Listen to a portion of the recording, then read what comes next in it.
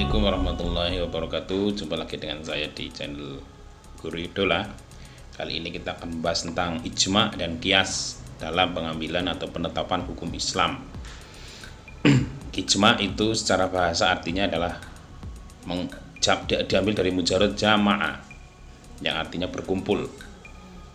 Ijma itu ada yang mengartikan secara etimologi, yaitu isim maf'ul mujma' yang memiliki dua makna, yang berarti adalah tekad yang kuat.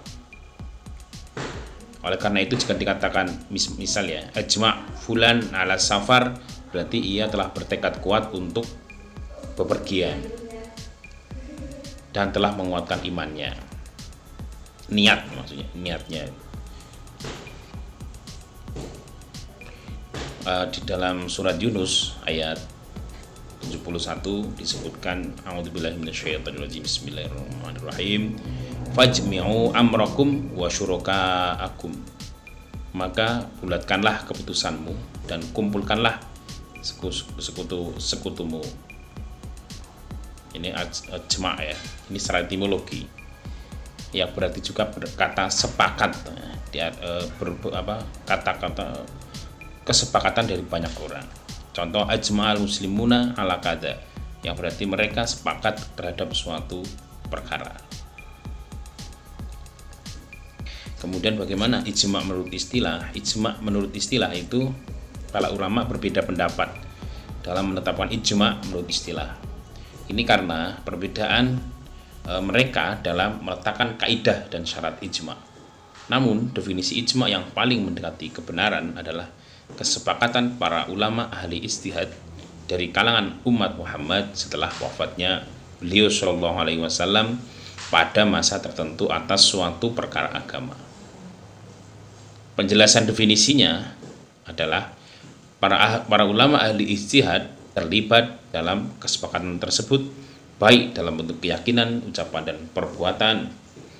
Penyebutan kata para ulama ahli ijtihad itu adalah definisi yang berarti definisi memberikan makna kesepakatan kalangan awam, tidak termasuk dalam ijma'.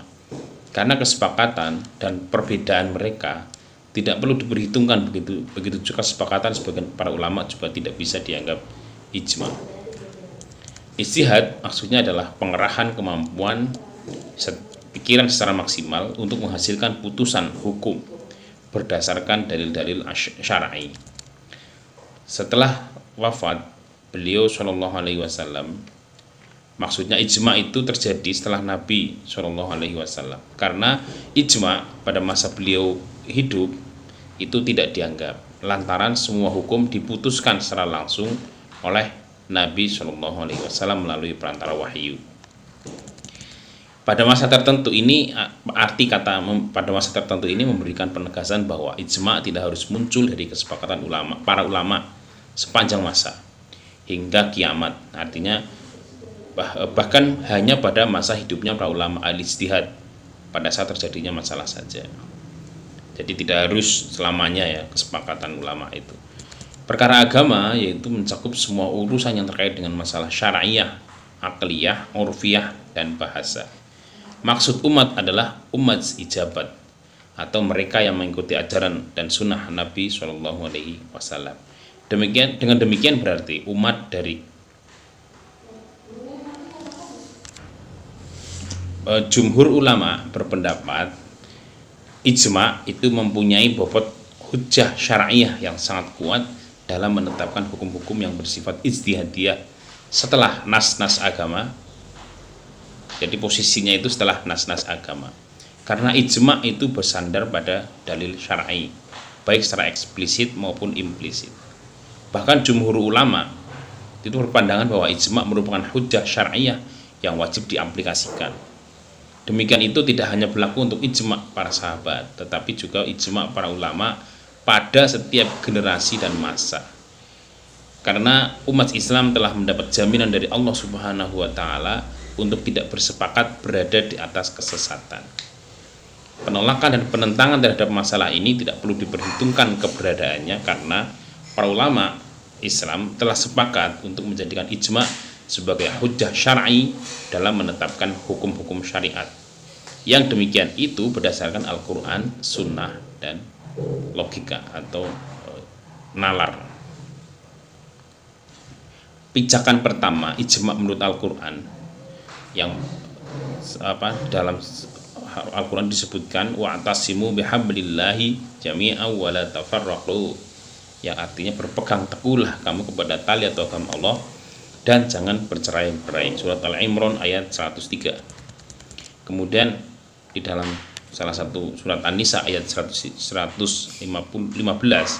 itu juga disebutkan wa may yushaqiqillaha wa may yushaqiqir rasula min ba'di ma tabayyana lahul huda wa yattabi'u ghayra sabilil mu'minin nuwallihi ma tuwallu wa nuslihi jahannam wa sa'at masira, yang artinya, dan barang siapa yang menentang Rasul sesudah jelas kebenaran baginya dan mengikuti jalan yang bukan jalan orang-orang mukmin, kami biarkan ia leluasa terhadap kesesatan yang telah dikuasainya itu, dan kami masukkan ke dalam neraka jahanam, dan jahanam adalah tempat kembali yang paling buruk. Allah telah mengancam orang-orang yang menyelisih cara beragama orang-orang beriman dan menentang ijma umat Muhammad yang benar. Ayat ini menjadi dalil paling kuat bahwa ijma menjadi hujjah dalam hukum agama yang wajib diikuti.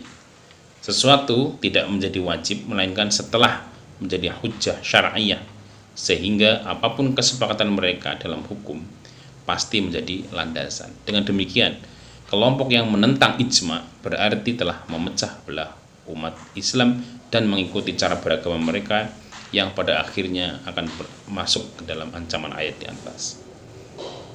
Landasan kedua adalah dari sunnah atau dari hadis Rasulullah SAW.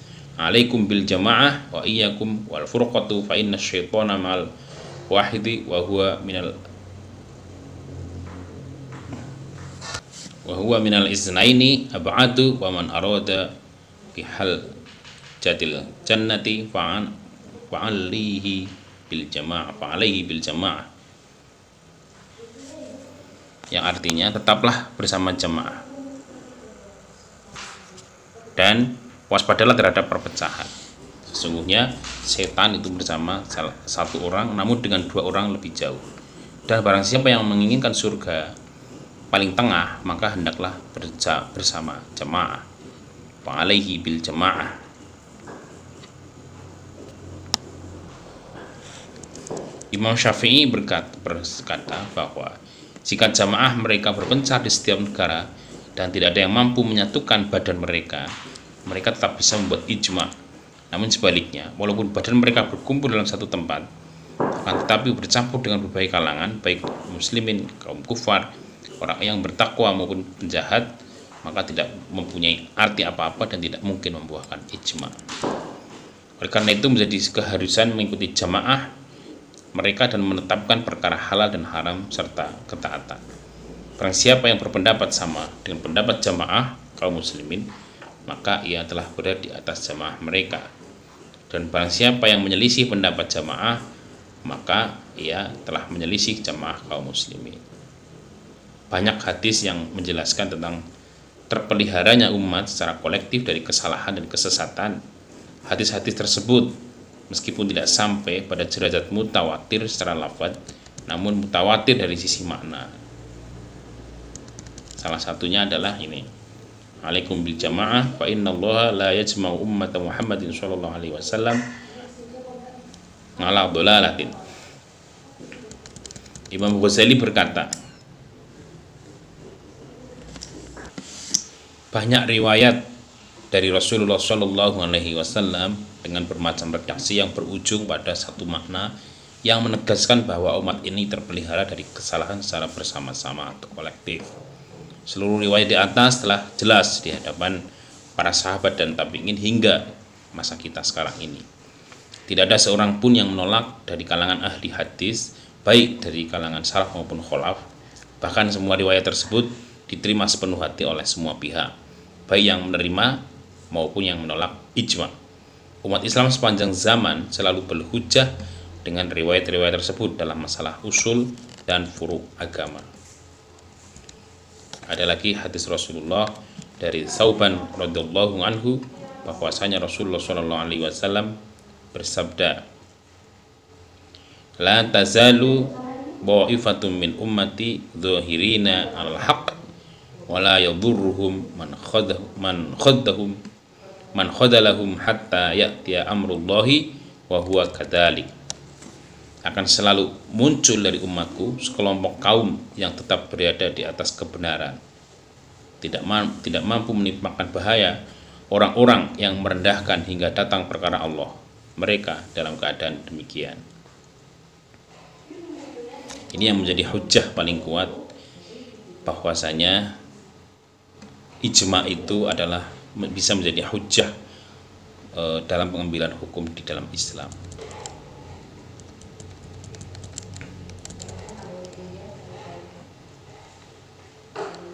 Kemudian yang kedua itu terkait dengan qiyas. Sebetulnya qiyas itu adalah analogi. Untuk masalah qiyas ini ada hadis Rasulullah SAW yang berbunyi, bukan hadis ya, ini Al-Quran. Di dalam surat An-Nisa ayat 59 disebutkan, a'udzubillahi minasyaitonirrajim, bismillahirrahmanirrahim, ya ayyuhalladzina amanu athi'ullaha wa athi'ur rasula wa ulil amri minkum fa in tanaza'tum fi syai'in farudduhu ilallahi war rasul in kuntum tu'minuna billahi wal yawmil akhir dzalika khairu ahsanu ta'wila. Yang artinya, wahai orang-orang yang beriman, taatilah Allah dan taatilah Rasul dan ulil amri atau pemerintah di antara kamu. Kemudian jika kamu berlainan pendapat tentang sesuatu, maka kembalikanlah ia kepada Al-Quran dan Rasul atau sunnahnya. Artinya Allah itu Al-Quran dan Rasul itu sunnah atau hadis. Jika kamu benar-benar beriman kepada Allah dan hari kemudian, yang demikian itu tidak lebih utama. Yang demikian itu lebih utama bagimu dan lebih baik akibatnya. Ahsanu ta'wila. Dengan demikian, maka sebuah keniscayaan bagi orang-orang yang beriman untuk melaksanakan dan mengembalikan segala urusannya kepada Al-Quran dan As-Sunnah dalam seluruh aspek kehidupannya.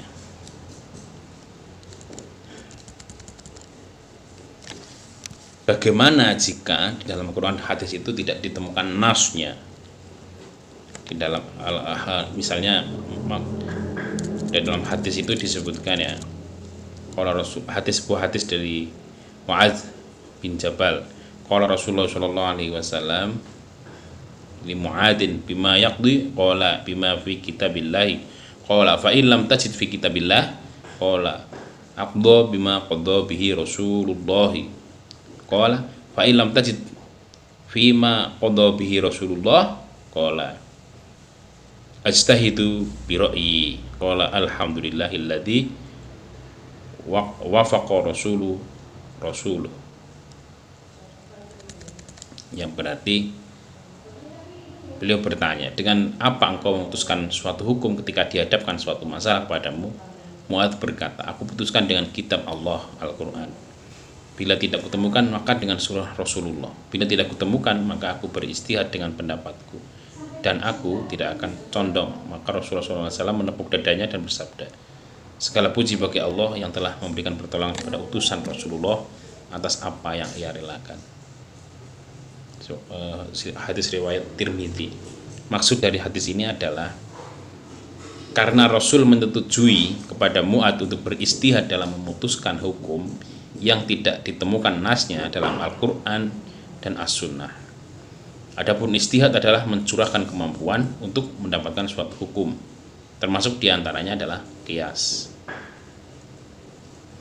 Setelah sumber hukum Al-Quran dan hadis dan ijma, maka sahabat yang terakhir adalah menyepakati adanya qiyas. Qiyas adalah salah satu yang menjadi rujukan dalam memproduksi hukum. Dengan kata lain, kita mengenal pokok-pokok dijadikan landasan atau sumber hukum selain Al-Quran, Sunnah, dan ijma. Ada pula qiyas atau analogi. Mekanisme ini adalah mekanisme untuk mengetahui sebuah hukum dengan cara menganalisis terlebih dahulu permasalahan baru yang timbul dan mengaitkan permasalahan tersebut dengan dalil-dalil hukum Islam yang ada, yaitu Al-Quran dan Sunnah serta ijma.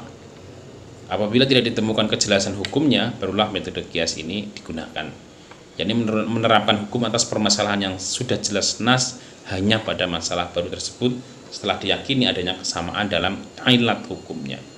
Kajian ini menjadi penting dan akan lebih menarik ketika muncul masalah-masalah baru atau kontemporer yang secara eksplisit tidak ditemukan jawabannya pada kitab-kitab hukum Islam yang disusun oleh ulama terdahulu. Nah, kemudian apa itu qiyas? Secara etimologi qiyas itu adalah qord, artinya mengukur, qadr, membandingkan sesuatu dengan yang semestinya. Misalnya dalam bahasa Arab ada ungkapan qasdu thawaba bizira'i, artinya saya mengukur pakaian itu dengan hasta. Sementara pengertian qiyas menurut istilah atau terminologi ada beberapa definisi yang saling berdekatan.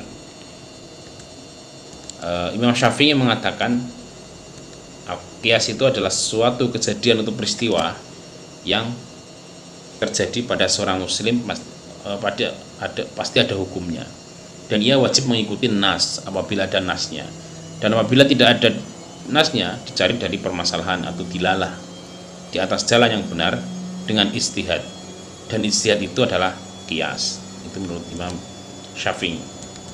Menurut Imam Ghazali, apa itu qiyas?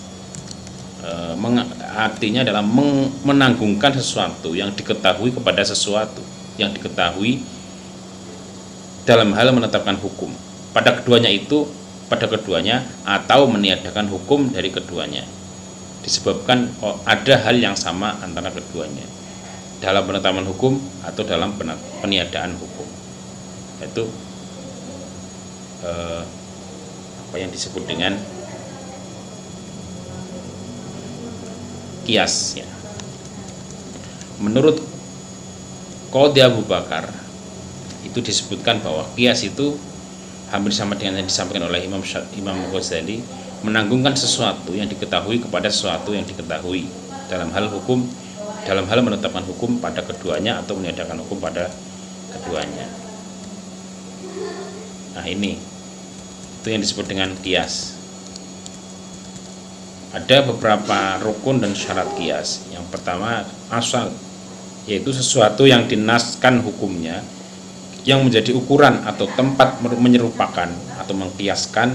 Di dalam istilah usul disebut al-asli atau makos alaih atau muqis alaih atau musyabbah bih.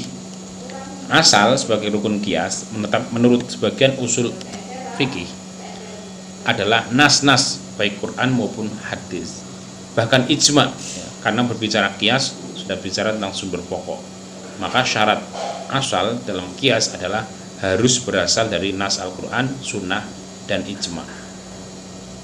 Kemudian yang kedua far'u atau cabang, yaitu sesuatu yang tidak dinaskan hukumnya yang diserupakan atau dikiaskan. Di dalam istilah usul disebut al-far'u atau al-maqis atau al-musyabbah. Di dalam al-far'u itu ada syarat-syaratnya.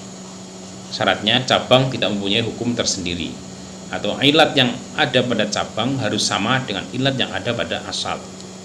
Cabang tidak lebih dahulu ada daripada asal. Hukum cabang harus sama dengan hukum asal.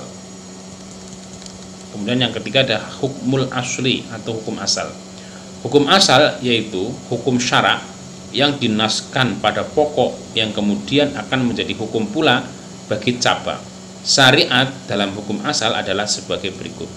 Hukum asal harus merupakan hukum syara yang amaliyah. Hukum asal harus makul al-makna, dalam arti pensyariatannya rasional, harus masuk akal, makul. Hukum asal bukan hukum yang khusus. Sesuatu hukum asal bisa merupakan hukum khusus dalam dua keadaan. Pertama, bila ilat hukum tidak terdapat atau tergambar selain pada asal seperti sulhufain atau mengusap sepatu, dibolehkannya adalah makul al-makna karena untuk menghilangkan kesempitan atau raf'ul haro, tetapi ilatnya tetap memakai sepatu tidak dapat terbayang selain dengan cara memakai sepatu tadi. Kedua, Ada dalil khusus yang menentukan hukum tersebut, seperti ketidakbolehan nikah dengan bekas istri-istri Nabi. Hukum asal harus tetap ada atau tidak mansukh. Kalau asal sudah dimansukh misalnya, maka tidak mungkin melakukan kias dengan hukum asal yang sudah dimansukh. Kemudian yang keempat adalah ilah. Al-ilah itu alasan atau sebab yang menyambungkan pokok dengan cabangnya. Maka bicara kias akan lebih banyak bicara tentang ilat hukum ini. Ilat adalah sesuatu sifat yang ada pada asal yang menjadi landasan atau sebab hukum pada cabang-cabang. Atau dengan kata lain, ilat adalah sesuatu sifat yang nyata dan tertentu yang bermunasabah dengan ada atau tidak adanya hukum. Maka syarat ilat itu adalah yang pertama, harus merupakan sesuatu yang nyata. Kemudian yang kedua, harus merupakan sifat yang tegas dan tertentu. Kemudian yang ketiga, harus ada kaitannya atau munasabah dengan hikmah, dalam arti ada hubungan antara hukum dengan ilatnya tadi dalam rangka menerapkan maqasidus syariah. Kemudian bukan sifat yang hanya terdapat pada asal, itu yang keempat. Kemudian tidak berlawanan dengan nas. Apabila ada saling berlawanan, maka nas-nasnya harus didahulukan. Mungkin itu dulu untuk pembahasan kita hari ini. Terima kasih atas segenap perhatiannya. Mohon maaf tak kekurangannya. Wallahul muwaffiq ila aqwamit thoriq. Wassalamualaikum warahmatullahi wabarakatuh.